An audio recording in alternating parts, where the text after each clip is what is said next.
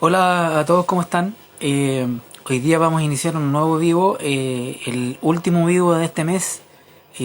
Después seguramente vamos a tomar algún receso y, y después de ese receso vamos a comenzar con nuevos vivos y ojalá con nuevos rostros, ya ojalá con otras personas que son parte de GEDA y que nos también van a empezar a acompañar un poco para cambiar los rostros de las personas y para dar a entender que eh, somos varios ya los que participamos en este grupo GEDA. Eh, Vamos a enviar una invitación entonces a Seda Chile, que ya se unió.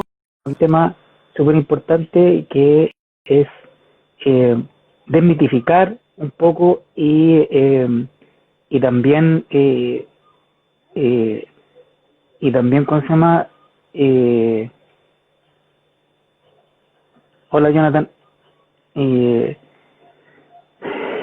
y también un poco de construir la llamada ley Cholito, ¿ya?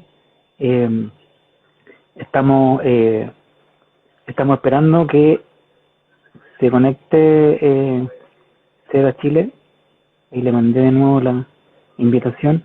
Y ya vamos a estar de nuevo con el abogado, ahí está, con el abogado Diego Plaza, eh, y vamos a un poco, va a sonar un poco macabro lo que voy a decir, pero vamos un poco a desmenuzar, esa es una palabra mejor, desmenuzar la ley de tenencia responsable o la mal llamada ley Cholito, desmistificar algunas cosas y también de construir. Esa es la invitación que tenemos hoy día con Diego Plaza. Hola Diego, ¿cómo estás? Hola Juan Carlos, ¿cómo está? Un gusto. Bien, aquí estamos. Saliendo de otras reuniones. Me imagino, como Teletra siempre, siempre teletrabajo, ocupado. teletrabajo. Sí, teletrabajo por los animales. Así es, po, la nueva normalidad. Bueno, entonces comencemos, pues, ¿qué te parece? Eh, Démosle, démosle. Hablemos de cuáles son los problemas quizás como estructurales, filosóficos fundamentales que tiene la ley de tenencia responsable, que muchas veces es normalizada en los discursos predominantes como una ley buena, favorable para los animales, una ley que tiene por objeto supuestamente proteger a los animales, y la tenencia responsable sí, en sí se ha tendido a erigir como un instituto casi sacro en el discurso animal. De hecho, oponerse muchas Como, veces o hablar es mal como que eso, de la ley. es como que eso es todo, claro, como que eso es todo. O sea, basta la tenencia responsable y con eso estamos al otro lado. Y no Claro, es así, po. y puede ser como muy discutido hablar en contra de la tenencia responsable. Y eso Sí, quizás es producto de cómo hemos normalizado muchas instituciones y visiones que subyacen a esta ley y que en verdad quizás están un poco desfasadas en el tiempo. Pero vamos a ver, por ejemplo, tenencia responsable. ¿Cómo podríamos definir la tenencia responsable? Básicamente, según la ley, es un conjunto de obligaciones que contrae una persona que decide aceptar y mantener una mascota o animal de compañía, habla la ley, y que consiste, entre otras cosas, como por ejemplo brindarle cuidados veterinarios, eh, comprender también, comprende el respeto de las normas de salud que tienen relación con los animales, la obligación de registro, proporcionarle agua, alimento, etcétera. De esta manera, podemos pensar de que la ley en realidad lo que hace es proteger a los animales. Sin embargo, si es que analizamos el objeto de la ley en su artículo primero, vemos que prácticamente todos los objetos que tiene esta ley es proteger al ser humano e intereses humanos. Vamos a ver, por ejemplo, según el artículo 1, la ley de tenencia responsable o ley Cholito tiene por objeto establecer normas destinadas a, uno, determinar las obligaciones y derechos de los responsables de animales de compañía, es decir, estamos hablando de humanos. Dos, proteger la salud pública, la seguridad de las personas, el medio ambiente y áreas naturales protegidas, también fundamentalmente relacionado con el humano. ¿Me, Tres, me puedo detener ahí un ¿sí? poco, Diego? ¿Me puedo detener un poco ahí? Porque eh, precisamente por lo que tú dices, quiero remitirme un poco a la historia de la ley de tenencia responsable. Cómo se genera la ley de tenencia responsable. Y las personas la pueden revisar, se meten a la página de la biblioteca del Congreso y ahí está la historia de la ley. Y la ley de tenencia responsable originalmente nace producto de una jauría de perros de personas que los dejaron abandonados por ahí en un lugar de Santiago, y que lamentablemente mataron a una mamá y una hija. Eh, entonces esta ley nace, se reacciona y nace como una ley mata perros. O sea, lo que quería hacer esta ley originalmente era eliminar a todos los perros que estaban en la calle. Ese es el origen de la ley de tenencia responsable. Por eso que yo siempre discuto y les digo a las personas, no, la ley no es la ley Cholito, no tiene nada que ver. Pero va muy de la mano con lo que estás diciendo tú. Claro, fundamentalmente, 3 de los 4 objetos que tiene la ley es proteger intereses humanos. O sea, en este sentido, tal como dices tú, la salud pública, la seguridad de las personas, el medio ambiente y las naturales, hay un poco más difuso porque comprende animales, no a los animales que tiene por objeto proteger en sí esta ley, pero claro, las obligaciones y derechos de los responsables de animales también regula la responsabilidad por los daños ocasionados a las personas o a su propiedad, ocasionados por mascotas o animales de compañía, como dice la ley, y solamente uno de estos objetos refiere directamente con los animales, que es el número 2 del artículo primero, que es proteger la salud y el bienestar animal mediante la tenencia responsable. Sin embargo, ¿cuáles son los problemas estructurales que tiene esta ley? Vamos a colacionar 7 problemas de esta ley. Los 3 primeros son quizás los más fundamentales. Dicen, como ya he dicho, con la visión filosófica y política que tiene esta ley, y los otros son problemas que tiene dentro del mismo contexto discursivo o del discurso que instala esta ley. El primero. En primer lugar, podemos decir que esta ley no está destinada, como ya vimos, a proteger fundamentalmente a los animales en general, ni tampoco a proteger su libertad ni dignidad, sino que está destinada a proteger principalmente intereses humanos. Y respecto a los animales, únicamente protege la salud y el bienestar de ciertos animales, que son los animales de compañía o mascotas, y a través de la tenencia responsable. O sea, en este concepto hay muchos elementos que podemos desglosar. En primer lugar, utiliza la nomenclatura de mascotas o animales de compañía. Es decir, para esta ley, la visión del animal que regula es cosificadora. En cuanto a mascota, obviamente tiene un carácter, o sea, considera objeto el animal. Animal de compañía es un poco menos cosificador, pero no es lo suficientemente decosificador como, por ejemplo, la nomenclatura compañero o compañero en humano, puesto que animal de compañía es un animal, pero el apellido es de compañía, es decir, está impreso el carácter instrumentalizador que el ser humano hace de este animal. Lamentablemente, equipara animal de compañía a mascota, porque siempre habla de animal de compañía o mascota a lo largo de la ley. Sin embargo, al margen de estas nomenclaturas, el defecto fundamental es que parece categorizar y tratar de manera distinta a ciertos animales en relación o en atención a la relación instrumental que el ser humano hace a estos animales, lo cual parece ser antojadizo desde un punto de vista cultural y absolutamente antropocéntrico. No solamente protege a los animales de compañía mascotas a secas, sino que con ocasión o a través de la tenencia responsable. Es decir, si es que este animal no está bajo la subordinación material del ser humano, bajo una relación de tenencia, ese animal no va a gozar de esa protección. Además, existe una suerte de discriminación encubierta contra otros animales, porque obviamente si bien esta ley no define qué especies constituyen mascotas, en la práctica, por lo general, las mascotas van a ser perros, gatos, quizás conejos, algunas aves, sí, peces, pero no va a ser más del, qué sé yo, el 1% del universo animal que puede existir en un lugar, y todos ellos quedan fuera de este ámbito protectivo. Es decir... Es muy probable que si yo quiero tener un cerdo como mascota, es muy probable que cualquier cosa que le pase a ese cerdo no va a ser considerado como un compañero, como lo que dice la ley.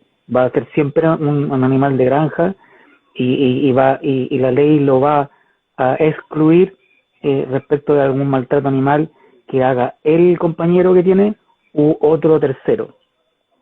Bueno, ahí quizás podría ser discutible, porque lo notable que tiene esta ley es que no define específicamente qué clases de animales son mascotas o animales de compañía, de manera que si es que en verdad en los hechos se pudiera probar de que existe una relación, como podríamos decir, entre tenedor y animal de compañía, como la que caracteriza a las más como normales, por así decirlo, como con un perro o un gato, quizás podría quedar amparado bajo esta ley y podría imponer sobre su tenedor todas las responsabilidades que también impone. Sin embargo, como redondeando este punto, lo lamentable es el carácter cosificador que tiene esta ley respecto al animal al considerarlos mascotas o al considerarlos como un accesorio a una satisfacción de una necesidad humana. Por eso son animales de compañía, o sea que están acompañando humanos. Se clasifica un animal en base a la utilidad que le presta al ser humano y en base a esa concepción política en cuanto a los animales se construye el edificio jurídico que supone esta ley. Además, es importante hablar de la tenencia. ¿Qué significa la tenencia de un animal? Porque protege a los animales o mascotas en el contexto de la tenencia responsable. Para no meternos como en leguleyadas, podemos hablar de que la relación entre una persona, un sujeto y un objeto puede ser de distintos grados. El más propiedad sobre un objeto. Uno intermedio es la posesión sobre un objeto y la tenencia es el grado más débil, pero es un grado de ejercicio de poder político reconocido por el derecho sobre un objeto. De manera, cuando hablamos de tenencia de animales, lo estamos cosificando de nuevo. No podemos decir que yo soy dueño de alguien, o poseedor, o tenedor de alguien. Yo puedo tener una relación con alguien. Sin embargo, esta ley opta por considerar que existe un ejercicio de poder fáctico sobre este animal que está definido en base al servicio que presta el ser humano, pero no reconoce la relación en un plano de igualdad, sino en un plano de verticalidad, más que de horizontalidad. Eso por un lado. Ese es como el problema básico, que parte con los objetos de la ley, que regula fundamentalmente humanos y cosifica en animal. En segundo lugar, otro problema estructural importante de esta ley es que regula a los criadores y vendedores de mascotas, incluso crea un registro. ¿Ya? Acá mucha gente podría decir, oye, pero ¿qué estás diciendo? Está bien que regulen a los criadores, porque imagínense no estuvieran regulados, esto sería como Sodoma y Gomorra con los perros, o los gatos, por decirlo, porque en verdad son los animales que más se tienden a cruzar para efectos de generar este universo de animales de compañía, pero recordemos que hay muchas más especies que son objetos de estas relaciones de poder. En definitiva, esta ley normaliza la crianza, puesto que no la proscribe, sino que la reconoce y la regula, y además va más allá y reconoce incluso la crianza de patio. Si vemos la definición del término criadero según la ley, lo define como aquel domicilio particular o lugar con una infraestructura adecuada para criar, donde el criador posee 3 o más hembras con estos fines, o sea, con fines reproductivos. La crianza de patio es algo que ha sido prohibido en muchos países del mundo porque son los casos, por un lado, son difíciles de fiscalizar y son casos en los cuales se producen una gran cantidad de situaciones de maltrato animal. Sin embargo, el legislador chileno ha admitido y ha regulado y ha hecho accesible a las personas que quieran ejercer un ejercicio comercial cruzando animales de compañía para venderlos y así lucrar y vivir. Eso está normalizado y está regulado. Y lamentablemente acá Chile no adopta la tendencia mundial o la vanguardia de la materia, que es lo que han hecho países como Estados Unidos o Holanda, que han, Estados Unidos a nivel estatal, en algunos estados como por ejemplo California, como por ejemplo Florida, tiene cientos de condados que han adoptado esto a nivel local, que se ha prohibido la venta de animales de compañía que provengan de criaderos y se ha excepcionalmente admitido, que es lo que ha pasado a ser la regla general en la práctica, la venta o intermediación de animales de compañía que provengan de organizaciones de rescate, de refugios, de organizaciones de protección de animales. De manera que se ha optado atacar el problema de la superpoblación, por ejemplo, canina o felina, no mediante, por ejemplo, el sacrificio o la esterilización, sino mediante limitar el ejercicio comercial de los seres humanos. Y, por tanto, mantener el costo del control de este problema que es político para los humanos, es la superpoblación de animales de compañía, poniéndolo de cargo de los humanos y no de los animales no humanos. Eso en segundo lugar. En tercer lugar... ¿Dónde lo han realizado más? En Estados Unidos, por ejemplo, ¿en qué países? En Estados Unidos, en Nueva Jersey, existen decenas y decenas de condados que lo han aceptado. En Florida igual. A nivel estatal, California lo ha aceptado. Existen, Colorado tengo entendido que también lo aceptó. esta semana, no, a finales de la semana pasada salió una noticia que en Nueva York también estaban a punto de aprobarlo, o están en camino a aprobarlo. Tengo entendido que la Cámara de Diputados de ellos, por así decirlo, ya estaba aprobado y tenía que pasar al Senado, o al revés. Pero está en el trámite legislativo y parece ser que va a ser una realidad luego. Así que eso por un lado. Estados Unidos, no a nivel federal, pero en estados y localidades, han sacado estas leyes y ordenanzas prohibiendo la venta de animales que provengan de criadores comerciales. En cambio, en Holanda se ha intentado lograr el mismo objetivo, por así decirlo, de desincentivar la cría de perros comercial o de gatos o animales de compañía, y se ha hecho mediante la imposición de altísimos impuestos a la venta de animales de compañía que provengan de criaderos y la inexistencia de estos impuestos respecto de los animales que sean vendidos o intermediados, pero que provengan de organizaciones de rescate o refugios. Así que de esa manera, y aparte se han puesto penas de cárcel altas y multas muy altas, millonarias, para que aquellos que incurran en actos de crueldad animal o abandonen animales. Y esto se relaciona, Juan Carlos, con el tercer problema fundamental que tiene la ley de tenencia responsable, que es los mecanismos que utiliza para controlar la población animal o la superpoblación animal. La ley Cholito señala que su reglamento establecerá las condiciones para crear programas de esterilización masiva. Por otro lado, el artículo 20 señala que corresponderá a los dueños de los criadores o vendedores de mascotas o animales de compañía que sean considerados como potencialmente peligrosos, esterilizarlos antes de la venta, los mismos que los dueños criadores o vendedores de mascotas. De manera que, en general, hoy en día en nuestro discurso predominante, la esterilización es considerada como un índice de bienestar animal o una práctica que está absolutamente justificada con el objeto de generar mayor, por así decirlo, bienestar o felicidad de los animales, por cuanto si los esterilizamos van a haber menos perros callejeros o gatos callejeros, de manera que va a haber menos sufrimiento y así vamos a poder ocuparnos de aquellos animales que sí podemos o tenemos las posibilidades materiales y humanas para hacerlo. Sin embargo, y esto se relaciona con el punto anterior, como señalé, porque la opción del legislador chileno para intentar controlar la superpoblación de animales de compañía ha sido esterilizarlos en vez de restringir una actividad económica humana, lo cual supone obviamente un antropocentrismo y lamentablemente muchas veces el discurso veterinario ha servido para legitimar la esterilización aun cuando no haya sido indicada médicamente, porque ya vemos que en muchas ocasiones, atendiendo a las características de salud individual del animal, es necesario esterilizarlo para evitar, por ejemplo, un cáncer o alguna otra enfermedad. Sin embargo, esta mutilación, que es al fin y al cabo, se normaliza como un método de control animal, pero este control animal no está destinado a proteger al animal en sí, sino a satisfacer necesidades humanas, ya sea, por ejemplo, a proteger la seguridad de las personas, la propiedad, ciertas condiciones de higiene públicas, el aseo y ornato. Lo que en el fondo tú propones, Diego, en esta deconstrucción de la ley de tenencia responsable, es que la responsabilidad de la sobrepoblación animal sea direccionada a donde corresponde, que es en los humanos, en donde hay que se prohíban los criaderos, que se prohíban donde se distribuyen los animales, y no que, hablándolo en buen chileno, no que paguen el pato los animales, y que se les mutile a propósito de eso, que los responsables de la sobrepoblación animal son los humanos, no los animales, y por eso esa postura, digamos que a muchas luces y a muchas personas les parece muy radical de parte tuya, pero que muchos la comprendemos, incluso la compartimos.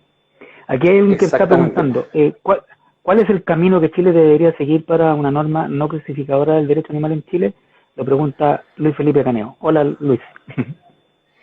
Hola, Luis. Qué bueno que escucharte y leerte. Me encantaría responder esta pregunta, pero me gustaría pasar por los siguientes 3 puntos y después decir o proponer quizás una forma innovadora de cómo regular la relación entre un ser humano y un compañero no humano sin incurrir mediante un discurso cosificador como el que mantiene esta ley. Básicamente, Sigamos. redondear la idea de que, bueno, redondear la idea de que básicamente nosotros, o sea, como que vemos extremos, o sea, si es que no sacrificamos a los perros o gatos que están sobrando, es mejor esterilizarlos, y se ha legitimado como un discurso de bienestar. Recordemos que en la Alemania nazi, el Tercer Reich también comenzó a hacer lo mismo, empezó a esterilizar a seres humanos que se consideraba que su reproducción era indeseable y iban a generar o a disminuir las condiciones de bienestar en la sociedad.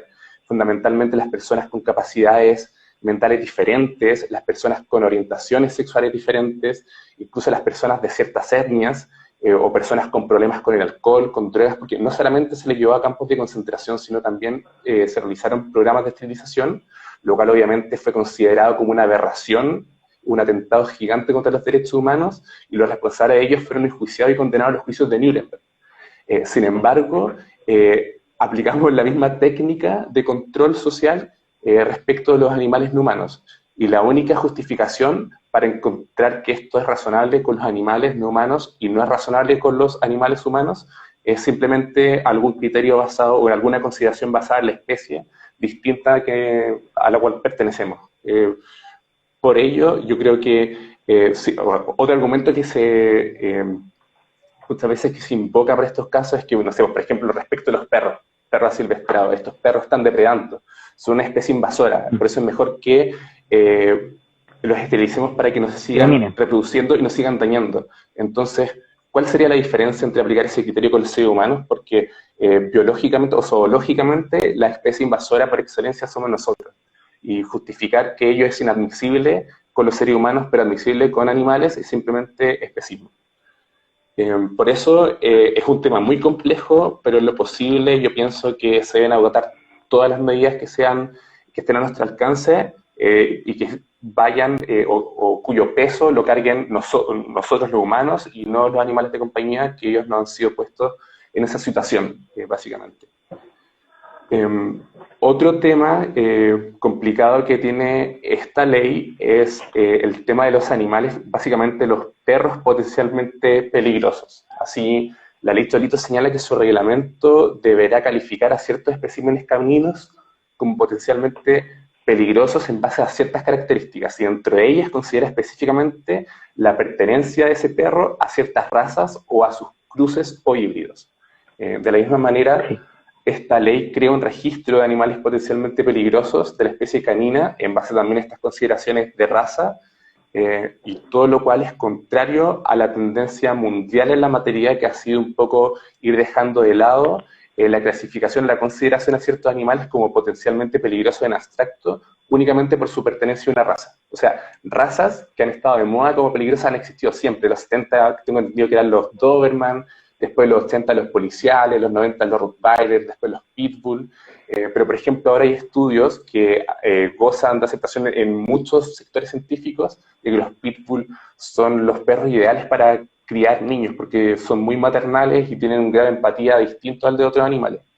Y básicamente la tendencia mundial ha sido considerar de que la peligrosidad del animal está determinada por la forma en que se le trata o los estímulos que recibe, sobre todo a temprana edad. Básicamente ya no se tiende a considerar o prejuiciar a un animal como potencialmente peligroso, sino que se tiende a atender al trato que su tenedor, por así decirlo, o su compañero humano hace de él, y se tiende a responsabilizar al humano y se tiende a analizar caso a caso, más que generalizar a razas como potencialmente peligrosas per se. También existe otro problema en la ley de tenencia responsable en cuanto al adiestramiento canino para generar caracteres de peligrosidad. Así, la ley señala que está prohibido todo adiestramiento destinado a acrecentar o reforzar la agresividad de los animales. Sin embargo, la ley contempla una excepción expresa respecto de los animales, de los perros pertenecientes a las Fuerzas Armadas, a las Fuerzas de Orden y Seguridad Pública y a Gendarmería de Chile. O sea, esto en principio es valorable, obviamente, que se prohíba como regla general hacer o entrenar un animal para que sea agresivo. Sin embargo, la excepción que contempla respecto de las Fuerzas Armadas y Carabineros parece ser contraria al espíritu y a la idea medular que tuvo el legislador, al menos en este aspecto, y además esto implica, de alguna u otra forma, una instrumentalización grotesca por parte del Estado, entrenamiento que se hace con dineros proporcionados por los contribuyentes, por lo cual incluso podríamos decir que hace cómplices a los contribuyentes de esta forma de explotación animal particularmente indignificante, anacrónica y propia de hace 2 o 3 siglos atrás. De todas formas, la instrumentalización, esto como nota al pie de página, la instrumentalización que hace el Estado de los animales no queda solamente en crear animales agresivos para las Fuerzas Armadas, sino también existen muchas otras, como por ejemplo entrenamiento de perros para buscar drogas o animales para detectar bombas, para reprimir también manifestaciones, para utilización en transporte, como por ejemplo carabineros, para buscar incluso cuerpos, incluso hoy en día para detectar COVID-19. Es decir, la instrumentalización que hace el Estado con animales no se detiene solamente en la crianza de animales agresivos. También, bueno, existe un problema que casi siempre se colaciona respecto de la ley de tenencia responsable, que es la manera en que se estructura el financiamiento, particularmente respecto de los municipios. Señala que los municipios podrán establecer dentro de su disponibilidad presupuestaria fondos concursables a los cuales pueden postular personas jurídicas sin fines de lucro, entre cuyos objetivos esté la protección de animales, por un lado, y la promoción de la tenencia responsable. O sea, en primer lugar, es un despropósito que con fondos del Estado se promueva, aún indirectamente, la tenencia responsable, no porque estemos en contra de que seamos responsables con los animales, sino porque estamos en contra de que se promueva la tenencia de un animal, por cuanto la tenencia implica la cosificación de ese animal y pasa por alto el carácter individual o el valor inherente que supone cada uno de ellos. Pero además, si dejamos de lado las organizaciones de promoción de tenencia responsable y nos centramos en las organizaciones de protección de los animales, se produce una situación de inequidad, puesto que no todos los municipios tienen las mismas disponibilidades presupuestarias, y eso va a significar de que no todas las organizaciones a lo largo del país van a tener la posibilidad de acceder. Además que no es una obligación para el municipio, sino que señala el artículo 9, podrán establecer. O sea, es una facultad que prácticamente la mayoría de las veces no se da. Y esto, desde un punto de vista jurídico, además genera cierta desigualdad en la ley, que obviamente es algo que no es deseable en el siglo XXI en una república como la de Chile. Y finalmente, como para ir cerrando como los problemas que tiene esta ley, entre otros, que son como los más principales, el artículo 11 es súper interesante porque lo que hace es prohibir toda pelea de animales a los que se refiere esa ley organizada como espectáculo. Entonces, en primer lugar, no prohíbe las peleas de animales a secas, prohíbe solamente las peleas organizadas como espectáculo. Es decir, bueno, podemos considerar que casi todas son organizadas como espectáculo, pero ¿qué pasa si alguien dijera, no, pero nosotros estamos organizando estas peleas de animales como deporte, tenemos una liga de peleas de animales? Quizás podría ser una forma de burlar la ley. Pero quizás, como la mayor crítica a esta norma, la tenemos que hacer en relación al artículo 27, que señala que el organizador de espectáculos o exhibición de animales deberá tomar las medidas necesarias para acopiar las excretas y los desechos de estos animales. Es decir, pareciera que está prohibiendo los espectáculos. Sin embargo, luego, en un artículo posterior, reconoce tácitamente y normaliza la existencia de espectáculos con animales porque señala, ok, si usted va a tener el espectáculo con animales, está bien, pero limpie los desechos, limpie las excretas. De manera que no prohíbe el espectáculo con animal y el legislador pierde una oportunidad importante para haber hecho eso. Y tampoco prohíbe toda pelea de perros. Eso en términos... O de cualquier otro animal. Exactamente, o cualquier otro animal. Generalmente las peleas en Chile que se dan son peleas de perros, en otros países son muy populares, como en Centroamérica, por ejemplo, las peleas de gallos. Es un tema de vulneración de la dignidad animal súper importante, pero al menos eso es algo rescatable. Sin embargo, se empaña un poco con la normalización que el artículo 27 hace de todos los otros espectáculos de animales que no contengan peleas, como por ejemplo un circo, o por ejemplo estas ferias itinerantes que llevan animales, qué sé yo, o el organillero que tiene el loro o un monito.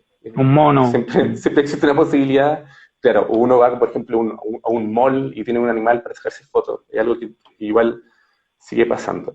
Entonces, ¿cómo podríamos Los solucionar o serpentarios, mejorar? los serpentarios se llaman, donde llevan, Los llevan serpentarios también, especies los de todo delfinarios tipo, también, claro, que eran súper... claro, y te ponen la serpiente aquí, y sacan fotos y todo lo demás. Sí, sí. Y los delfinarios que eran súper populares en los 90, que era algo que es horroroso y es como inadmisible estar transportando en pequeños compartimientos delfines a través del mundo para hacerlo hacer piruetas, sometiéndolo a vías de entrenamientos y sacándolos de su hábitat natural. Pero bueno, ¿cómo podemos solucionar esto? ¿Cómo podemos, respondiendo un poco a la pregunta que tenía Luis Felipe, cómo podríamos abordar el tema de tratar la relación entre humanos y no humanos en el contexto de una vida en común? Porque no estamos hablando de una relación, por ejemplo, entre el ser humano y un ave que vive libre o una vaca que está haciendo, bueno, es otro tema de la producción industrial. Estamos hablando de la relación entre un ser humano y un animal que vive junto al mismo clan o núcleo familiar, por así decirlo. Yo creo que es súper complicado en la primera fase, que determinar si vamos a hacer o generar un paradigma jurídico, qué animales vamos a considerar en él. Básicamente porque son todos los animales distintos, pero para nosotros, porque los clasificamos solamente en base a la satisfacción de nuestras necesidades, seguridad o compañía, para nosotros son todos iguales, pero son todos absolutamente distintos. No es lo mismo un perro, a un gato, a un hámster, a un pez, a un conejo. Entonces, si partimos quizás de los más lejanos un poco en cuanto a su teología al ser humano, podríamos encontrar en primer lugar a los hámsters o roedores, a las aves, a los conejos, a los peces, que son generalmente animales, bueno, los conejos un poco distintos, pero las aves, los hámsters y los peces son confinados en jaulas o en acuarios, privándoseles libertad ambulatoria de manera drástica, determinando sus vidas, sus dietas, su cuerpo. Bueno, es algo que en general pasa con todos los animales de compañía, pero sin embargo su etología o la historia en nuestra evolutiva comparada entre nosotros y ellos, no hemos tenido la misma relación que hemos tenido como por ejemplo con perros, ¿ya? No existe una relación simbiótica y en general un hámster no tiene la misma capacidad cognitiva para descifrar intenciones comunicativas como las que tiene un perro. Por ejemplo, hay un profesor de la Universidad de Duke, Brian Hare, que postula de que en realidad los perros comenzaron a desarrollar la capacidad de comprender intenciones comunicativas, lo cual facilitó la interacción y la relación simbiótica con humanos, una vez de que empezaron a alejarse los lobos de las manadas de lobos más feroces y empezaron estos lobos que eran un poco más pacíficos y temían menos al ser humano, empezaron a acercarse a comer los restos de comida de los humanos. Luego, selectivamente, empezaron a cruzarse entre lobos que no temían al humano y comenzó a gestarse esta relación poco a poco. Algunos señalan que fue hace 27.000 años, otros señalan que fue hace 40.000 años. O sea, esa relación no la tenemos con un hámster. Por ejemplo, un hámster que hace 2 semanas, una clase de hámster en Alemania fue declarada en peligro de extinción crítico. De manera de que es súper discutible y súper complejo determinar qué animal vamos a considerar dentro de este paradigma. Los gatos, en un caso intermedio, hemos tenido una relación histórica mucho más larga con ellos. Sin embargo, no es que a mí me gusten los perros, me gustan todos los animales, pero con los perros parecería ser distinto. Entonces, si queremos ser súper estrictos, al menos pensemos en el perro o en otros animales que, de acuerdo a estudios o el avance de la ciencia etológica, nos permitan desentrañar de que sí, quizás es éticamente admisible que nosotros podamos confinar o limitar la libertad de un animal para vivir junto a él sin vulnerar demasiado su necesidad etológica. Porque, por ejemplo, si liberamos los peces o a las aves, quizás dentro de su hábitat puede seguir viviendo. Si liberamos a un perro, quizás no, porque probablemente los 40.000 años de evolución dependiente del humano lo han hecho de alguna forma incapaz, quizás, no lo sé, de vivir solos o en base a sus propios códigos. Eso los etólogos deberán determinar. De todas formas, una vez que lográramos claridad de ver cuáles son los animales que vamos a incluir dentro de esta categoría, tenemos claro de que el enfoque debería ser igualitario, antiespecista, y justo para con la libertad, dignidad y necesidad etológica de estas especies. Pero para ello es indispensable de que tenemos que deconstruir y olvidarnos para siempre de culturalmente los conceptos como el de mascota, como el de animal de compañía o como el de tenencia de animales no humanos. O sea, yo creo que mejorar la ley Cholito, mejorar la ley de tenencia responsable sería como decir, ok, Por ejemplo, el mismo ejemplo que vimos en una reunión que estuvimos hace un tiempo atrás. Imaginemos que estuviéramos en el sur de Estados Unidos en el siglo XVIII, plena esclavitud, y nosotros estuviéramos creando una ley para tener a los esclavos bien hidratados, con una rica cama, bien alimentados, y estuviéramos haciendo discursos de cómo mejorar esta ley de bienestar de los esclavos, cuando en realidad lo éticamente razonable pareciera ser eliminar esa ley de esclavismo y no mejorarla y así legitimar el esclavismo. De manera que yo creo que tenemos que olvidarnos del concepto de tenencia responsable y sería interesante explorar la posibilidad de crear deberes y obligaciones para con los compañeros no humanos en el seno o bajo el umbral de una familia multiespecie. ¿Y cómo hacer esto?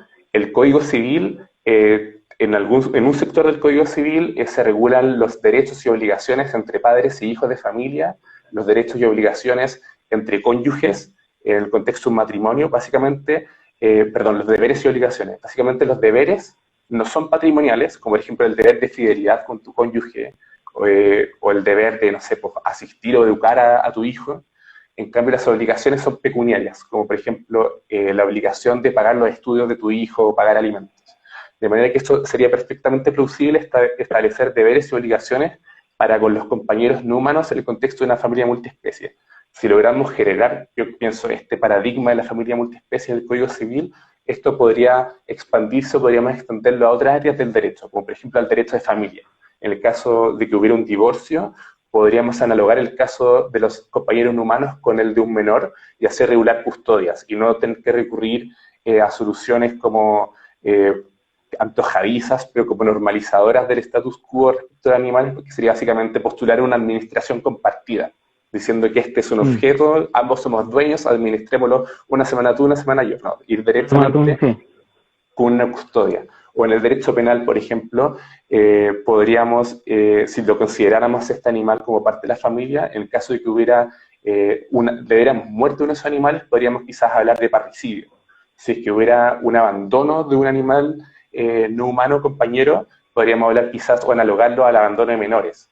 O si lo maltratáramos al maltrato infantil, o incluso en el derecho hereditario, si lo consideráramos como miembro de una familia, podríamos, ¿por qué no?, en algún momento explorar la posibilidad de admitir las herencias o legados a estos. Muchos podrían decir, ¿pero qué va a hacer un perro o un gato con una herencia? ¿Cómo va a administrar o tomar decisiones? Bueno, existe la posibilidad de dejar herencia y legado para incapaces, para personas que son o infantes o personas que tienen alguna discapacidad cognitiva o tienen demencia, en fin, existen los mecanismos jurídicos mediante el tutor, el curador, o mediante en general la administración de los bienes por parte de un tercero responsable. Así que yo creo que es importante, en resumen, cambiar el paradigma, olvidarnos de la tenencia, ya que es cosificadora, solamente podemos tener cosas, no individuos, y más que hablar de ser un tenedor responsable de un animal de compañía, es ser un individuo que cumple con sus deberes y obligaciones para con nuestros compañeros no humanos en el contexto de una familia multiespecie.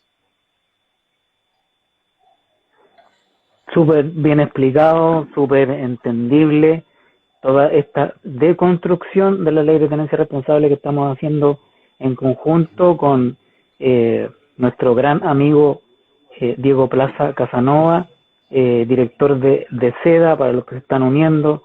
No los vamos a saludar a todos porque igual hay hartos que se han ido uniendo.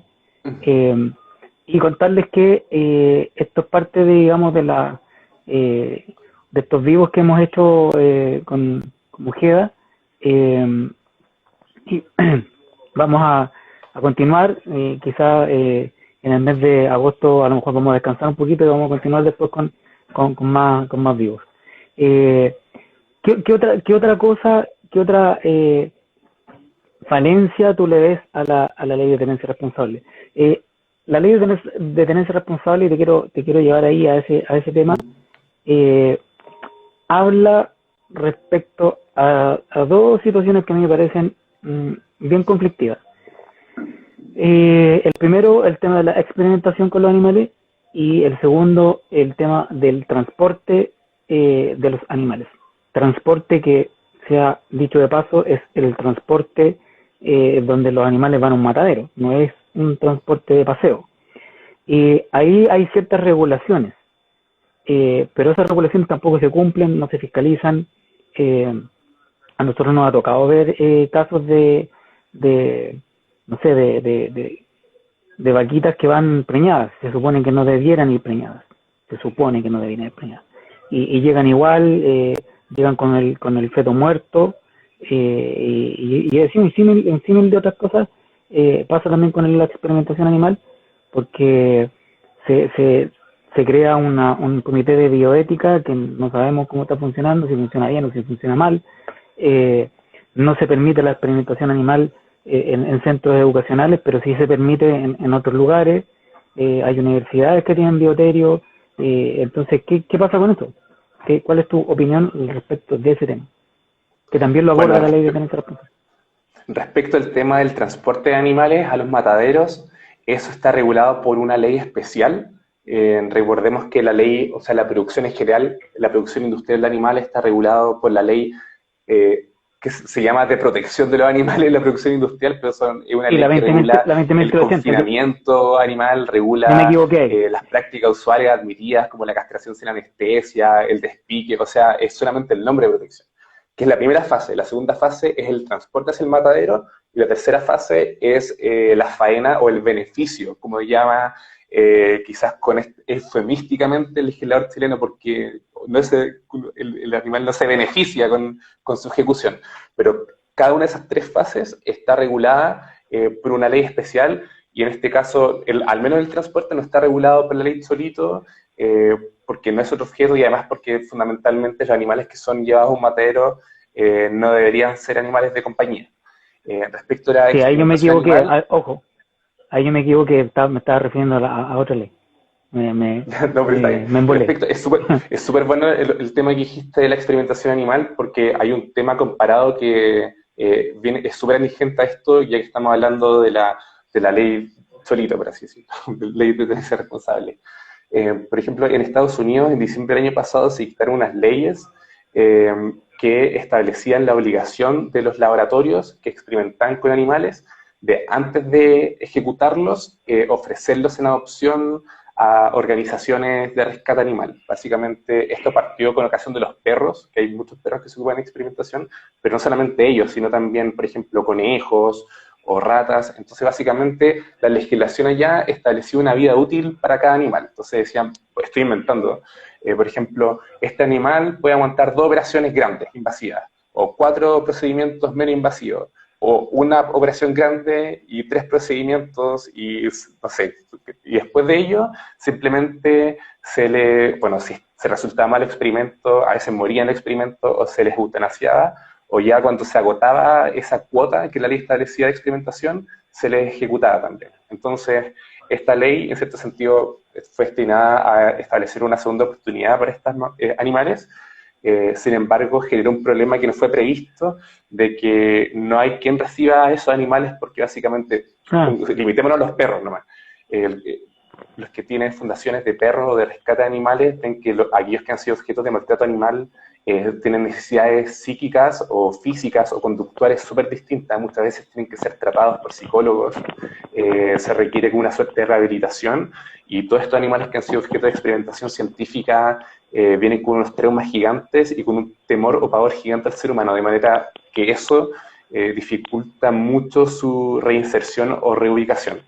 Con todo, parece como ser una ley como súper interesante, como quizás, no quiero decir digno imitar, porque si digo que es digno imitar, estoy diciendo que es digno imitar que los animales que son objeto de experimentación los reubiquemos, cuando en verdad deberíamos abogar porque no existiera experimentación científica y que no se utilizaran recursos del Estado, que ponemos todos los contribuyentes para ello, ya que en las universidades son básicamente un porcentaje importante de los animales que son objeto de esta experimentación, y que está absolutamente normalizada por la Ley de Protección de Animales, porque admite la posibilidad e incluso contempla la creación del Comité de Bioética, que sería súper interesante analizar su composición y los conflictos de intereses que puedan tener.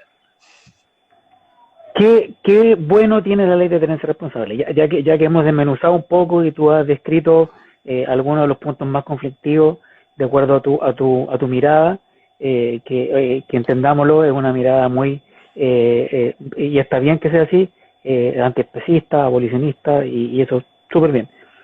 ¿Tiene algo de bueno la ley de tenencia responsable, Diego? ¿Hay algo Bueno, rescatable de la ley? si dejamos de lado la cosificación que hace el animal mediante el concepto de tenencia, y la cosificación que hace mediante el término de mascota o animal de compañía, dejamos de lado todos los problemas estructurales que dicen relación con poner de carga sobre los animales el control de la población y no sobre los humanos mediante la restricción de una actividad económica. Hay cosas que podemos rescatar o que podríamos rescatar o tener en consideración al establecer un nuevo paradigma y regular de manera innovadora e iconoclasta esta relación. En primer lugar, yo creo que es interesante y algo que no se ve en todos los países, la existencia o el reconocimiento de las organizaciones de mantención temporal de animales. Entonces, en otros países se celebra como una gran innovación cuando, por ejemplo, un animal es objeto de maltrato animal o víctima de maltrato animal, mejor dicho. Eh, y se inicia una acción penal, generalmente se rescata ese animal de manos del responsable de estos maltratos y se le lleva a una organización de mantención temporal y todos los gastos que se generan en su mantención se le cargan a la persona que sea condenada o a veces no en otros países. Por ejemplo, en Oregon se le cobra igual, aunque sea declarado inocente. De manera que es una innovación interesante que parece haber pasado desapercibida y no es como muy rescatada. A mí me parece como súper bueno.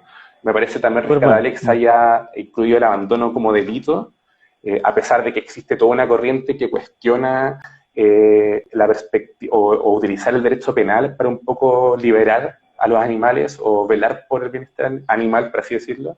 A mí me parece de todas formas rescatable que se haya incluido el abandono como delito. También es importante que se haya prohibido la venta de toda especie de animales o la transferencia de aquellos animales que o se encuentran en peligro de extinción y también la venta o intermediación de animales en la vía pública. Es algo que igual se sigue viendo, pero claro, me parece favorable no porque piense que los animales deban venderse en comercio establecido, sino me parece bueno porque es bueno que se prohíba la O en venta de animales internet, y se prohibió al menos en la vía pública y debería prohibirse en el comercio establecido. claro. Al menos respecto a animales que provengan de criaderos, porque quizás es interesante ver la posibilidad, por ejemplo, de intermediar animales que provengan de organizaciones de rescate, poner un precio, pero que el precio vaya en parte, obviamente, para mantener el negocio de la persona quizás que está operándolo, pero fundamentalmente que ese dinero vaya como las organizaciones de rescate y que puedan seguir rescatando y desarrollando sus funciones que muchas veces operan casi desfinanciadas. Eh, Como señalé antes, también es importante de que se hayan prohibido las peleas como espectáculo, pero lo malo es que se admiten y normalizan los espectáculos cuando no se tratan de peleas. También es rescatable la intención de la ley o el énfasis que al menos pareciera intentar poner en la idea de controlar la población, a pesar de que lo hace con mecanismos equivocados, en mi opinión, y también de educar a los tenedores o a los humanos, por así decirlo, a los compañeros humanos de estos animales, también es rescatable. Eh, ¿Qué más podríamos decir? También obviamente importante de que las municipalidades actualmente, por el momento, no pueden emitir ordenanzas que admitan el sacrificio como un método de control de la población canina. Y ya sabemos que había un proyecto de ley que intentaba permitir a las municipalidades revertir Permitir. esta norma, claro, para que ellos pudieran dictar estas ordenanzas, lo cual obviamente sería un tema, o sea, sería básicamente retrotraer a Chile de nuestro estadio de desarrollo actual y llevarlo como a un orden ambiental postcolonial o casi colonial. Básicamente, este perro está comiéndose la oveja, escopetazo. Eso sobre todo si es que fructificar además el otro proyecto que está aquí, esa relación con la ley de caza, con la modificación de la ley de caza y tratar de incorporar a los perros ferales como una suerte de especie invasora. Yo esto lo he conversado con gente de otros países y como que quedan en blanco, no sabían qué decirme porque están absolutamente estupefactos con la posibilidad de que en un país como Chile, que al parecer tienen buena imagen de Chile, eh, se estuviera discutiendo y existiera alguna posibilidad de ver la luz. Y bueno, también quizás si nos metemos en temas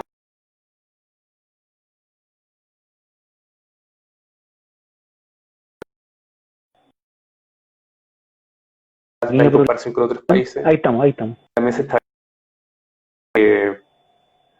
como un doble multa en casos de reincidencia ilícita en un refugio animal.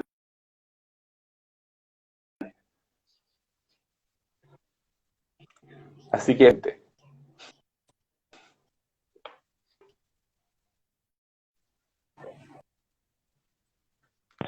te perdí.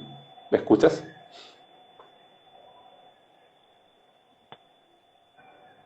Como resumen, ya que igual nos queda como 5 minutos. Como resumen, ¿qué podríamos decir de esta deconstrucción de la ley de tenencia responsable? Sí, yo ¿Cuál sería el básicamente yo creo mensaje que entregarías como director de SEDA? bueno, yo creo que la idea fundamental es un poco dejar de lado los prejuicios favorables que tenemos a favor de esta ley, de la ley Cholito. Recordemos que se le dice ley Cholito por este acto brutal en contra del perro, o sea, está inserto en nuestro inconsciente, en nuestro imaginario cultural. Hablar mal en contra de la ley Cholito es casi hablar mal en contra del perrito mismo, de Cholito. Además que la tenencia va acompañada de responsables. Si yo digo que estoy en contra de la tenencia responsable, van a pensar que yo estoy en contra de que seamos responsables para con los animales. Pero en verdad lo importante es tener en cuenta que la tenencia es un grado, es una relación de poder material y jurídico sobre una cosa en el derecho. Es menos intenso que la posesión y que el dominio, pero se tiene sobre cosas. Yo no puedo ser tenedor de un ser humano, ¿ya? Pero sí puedo ser tenedor de un animal no humano.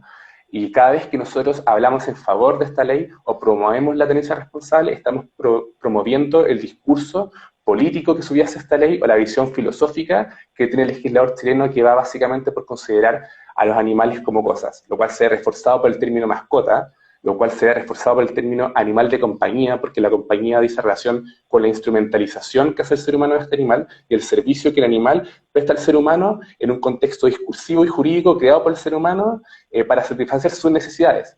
Entonces muchas veces cuando hablamos y defendemos a la ley de tenencia responsable, queremos estar defendiendo a los animales, pero como hemos visto, la ley tiene 4 objetivos y solamente uno dice relación con los animales, no con todos los animales, con aquellos que son normalmente utilizados como mascotas, que son un porcentaje marginal del universo de animales.